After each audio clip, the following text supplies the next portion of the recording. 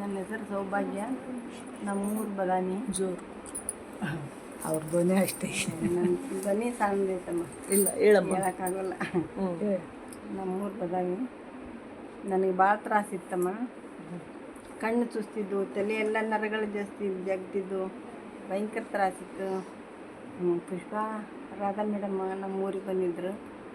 ಹೋಗನ್ ಬಾಮ್ಮ, ಧ್ಯಾನ ಮಾಡೋ ದಿನ ಕಡಿಮೆ ಆಗ್ತೈತೆ ಅಂತ ಹೇಳಿದ್ರು.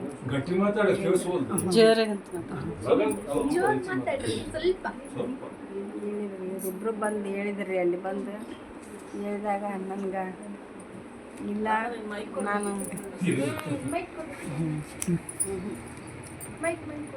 ಇಬ್ಬರು ಬಂದು ಹೇಳಿದ್ರು.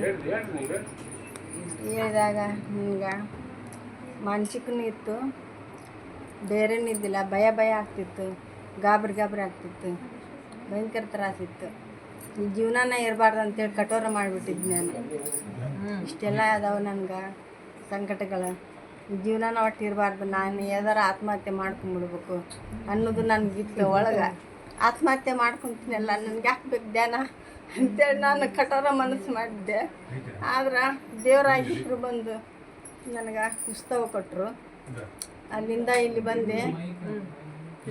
ಇಲ್ಲಿಂದ ಬಂದು 41 ದಿವಸ ಇಲ್ಲಿ ಇಟ್ಕೊಂಡ್ರು. ಇಟ್ಕೊಂಡಿಂದ ನನಗೀಗ ಎಷ್ಟೋ ಧೈರ್ಯ ಬಂದೈತಿ, ಮತ್ತು ತಲೆನೋವು ಹೋಗೈತಿ, ಆರಾಮಾಗೈತಿ. ಈಗ ಕಣ್ಣು ಚುಚ್ಚೋದು ಕಡಿಮೆ ಆಗೈತಿ. ಇಲ್ಲಿಂದ ಪಿರ್ಮಿಡ್ಗೆ 5-6 ಸಲ ಹೋಗಿನಿ ಈಗ. ಮತ್ತು ಪ್ರತಿನಿಧಿ ಸರ್ ಸ್ವಪ್ನಕ್ಕೆ ಬಂದಿದ್ದರು. ಹೌದಾ? ಸ್ವಪ್ನಕ್ಕೆ ಬಂದು ಹೇಳಿದ್ರು ಅವ್ರು, ನೀನು ಹುಷಾರಾಗ್ತೀಯಮ್ಮ ಅಂತೇಳಿ ಹೇಳ್ಯಾರ. ಮತ್ತು ಪರಮಕೃಷ್ಣ ಅವರು ಬಂದಿದ್ದರು. ರಾಮಕೃಷ್ಣ ಪರಮಹಂಸ ಅವರು ಬಂದಿದ್ದರು ಸ್ವಪ್ನಕ್ಕೆ. ಅವ್ರು ಬಂದಿದ್ದರು. ಪತ್ರಿಜಿ ಸರ್ ಬಂದಿದ್ರು, ಬುದ್ಧ ಮಾತಾಜಿ ಬಂದಿದ್ರು. ಇವರೆಲ್ಲರೂ ಸ್ವಪ್ನಕ್ಕೆ ಬಂದು ಹೇಳ್ಯಾರ. ನಾನು ಹೇಳ್ಕೊಂಡಿಲ್ಲ, ಸುಮ್ಮನೆ ಇದ್ದೆ. ಇಷ್ಟರು ಬಂದಿದ್ರು. ಅನಿಸ್ತೈತಿ ಮನಸ್ಸಿಗೆ? ಆರಾಮ ಅನಿಸುತ್ತಮ್ಮ, ಬೇರೆ ಆಗೈತಿ, ಆರಾಮ ಅನಿಸ್ತೈತಿ. ಧ್ಯಾನ ಮಾಡ್ತೀರಿ? ಧ್ಯಾನ ಮಾಡ್ತೀನಮ್ಮ. ಬೆಳಗ್ಗಿನ ಎದ್ದು ಮಾಡ್ತೀನಿ, ಸಾಯಂಕಾಲನೂ ಮಾಡಿರ್ತೀನಿ 7ರಿಂದ 8 ತನಕ. ಬೆಳಗ್ಗಿನ 5ರಿಂದ 6 ತನಕ ಮಾಡ್ತೀನಿ. ಮತ್ತು ಈಗ 11ರಿಂದ 12 ತನಕ ಮಾಡ್ತೀನಿ. ಈಗ ಊರಿಗೆ ಹೋಗಿನ ಮತ್ತೆ ಅಲ್ಲಿ ಮಾಡ್ತೀನಿ. ಸೂಪರ್.